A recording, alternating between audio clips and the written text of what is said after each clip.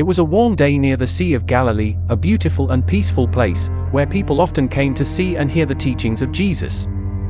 He had been traveling with his disciples, healing the sick, and performing miraculous signs.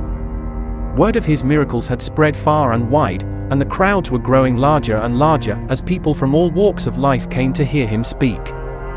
As Jesus looked out upon the massive crowd, he knew that they were hungry. The people had come a long way to hear him, and now the time had come for them to be fed. But the problem was clear: they were in a desolate place, far from any town where they could buy food. The disciples, too, began to worry about how they would feed so many. Jesus turned to Philip, one of his disciples, and asked, "Where shall we buy bread for these people to eat?" He asked this, not because he didn't know the answer, but to test Philip's faith. Another disciple, Andrew, Simon Peter's brother, speaks up. "Here is a boy with 5 small barley loaves and 2 small fish. But how far will they go among so many?" Andrew wonders aloud, still uncertain of how such a small amount of food could possibly feed the multitude. Jesus, with a gentle smile, tells his disciples to have the people sit down in groups. There was plenty of grass, and the people sat down in groups of 50 or 100. Jesus then took the 5 loaves and the 2 fish, looked up to heaven, and gave thanks.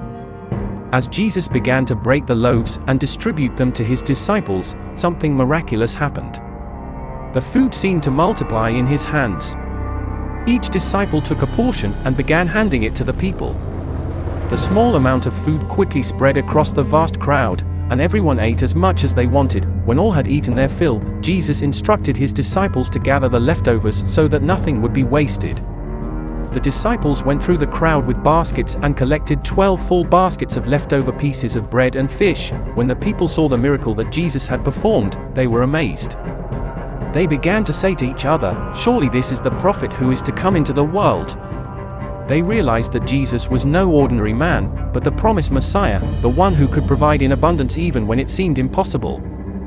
Jesus took something small, a boy's lunch, and turned it into something miraculous, showing that with God, there is always more than enough. What seems impossible in our hands becomes a miracle in His.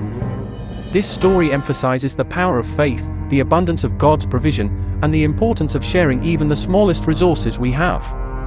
It reminds us that with Jesus, the impossible becomes possible, and no need is too great for God to meet.